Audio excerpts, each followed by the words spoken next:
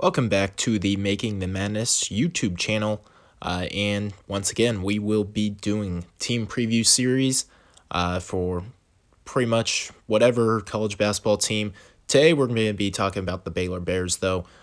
So Baylor going into this season, they're going to be the favorites to win the Big 12, as they probably should be. And this is just due to a roster that's pretty much returning everyone. They lose Frey Gillespie, they lose Devontae Bandu, but pretty much everyone else is back for this team, and the Bears look to be really exciting for this upcoming season. Going to start off in the backcourt.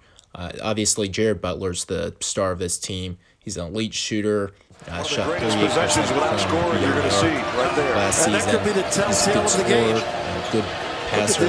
He's just really solid Butler. at every position of the game. I think that the one thing that could really make him become maybe a National Player of the Year contender is him shooting the ball. I think if he can, take more attempts and be a more electric scorer, I think he's going to be a superstar for this sport. But just him in general, he's an excellent player. He's going to be really good for this upcoming season. He pairs really nicely with Maceo Teague. He transferred from UNC Asheville, played last season. Was really good, especially early in the season.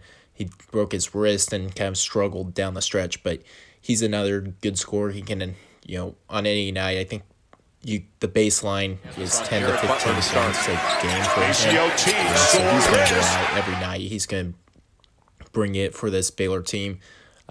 And he's a good shooter.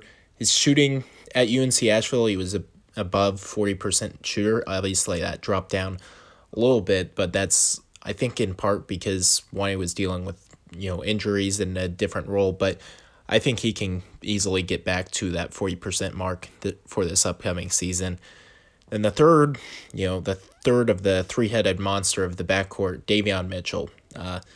I'm a big fan of his game. He's a really good point guard. He runs the offense really well. He's really good at finding teammates. And defensively, there might not be a better just guard shut down another team's opposing guard defender than DaVon Mitchell. He's just really good at getting up in the other player's face and is a really tough defender. He's a special defender. The only issue with DaVon Mitchell is really he just tries to force a couple shots that just aren't there. But I think for him, if he can be a little bit more patient, he's going to really emerge as, I think, a superstar for this team. And then on the wing, Mark Vital, he's vital there to their team, as you might be able to say. He's 6'5", built like an NFL tight end. He's not really a scorer or anything like that, but he's just really physical. He's really tough. He's just going to go out there every night. He's going to battle defensively. He can guard 1 through 5. Earlier in the season, he played against Kamar Baldwin. In that game, on the last possession, he shut down Kamar Baldwin, forced him into a shot where he ended up getting the block. And then, not even a month later, he was, big. He was guarding Udoka Azubuike against Kansas as Baylor won their first game in Allen Fieldhouse. He's just a really good defender. He's a glue guy, a good passer, I guess, for his size. He just does everything that, you need out of a glue guy. The interesting thing will be the front court. The front court is the biggest question mark, and a lot of it just is because of Tristan Clark. Tristan Clark was injured a season ago, but he's someone that I think can play, and if he can be healthy, that's a huge bonus to this team.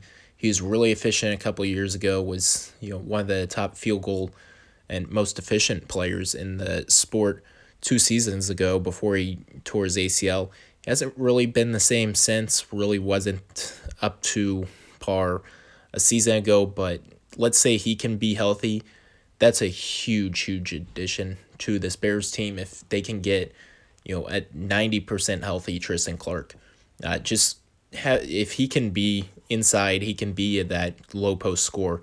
Just look out because they already have two elite playmakers in Teague and Butler. Add a third in Tristan Clark, and really for a Baylor team that the only issue for the team was offensively. They kind of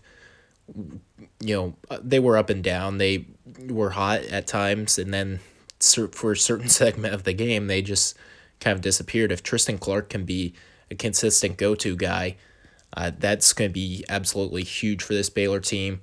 They had Adam Flagger. I think he's going to play kind of that same role as Devontae Bandu. He'll come in and be, just a solid scorer off the bench, can come in, maybe score 20 in a game. Not going to expect too much, but anything he gives is definitely a plus. Flo Thamba can play down low. Matthew Mayers, exciting off the bench. He just comes in and, chucks up shots. So he's going to be really good. And then Ganji, I think that's how it's pronounced. He can kind of come in. He's a big, another big physical presence. I think he's going to come in and be, play minutes off the bench. This is a Baylor team that the starting five just looks really good for this upcoming season. I think everyone knows their roles. They're going to come out. They're going to be really good early on, and we'll see if this is the year that Scott Drew can finally break through, get to that Final Four, and who knows, maybe win a national championship. Thanks again for tuning in to Making the Madness on YouTube. Make sure to subscribe for some daily content. Thank you.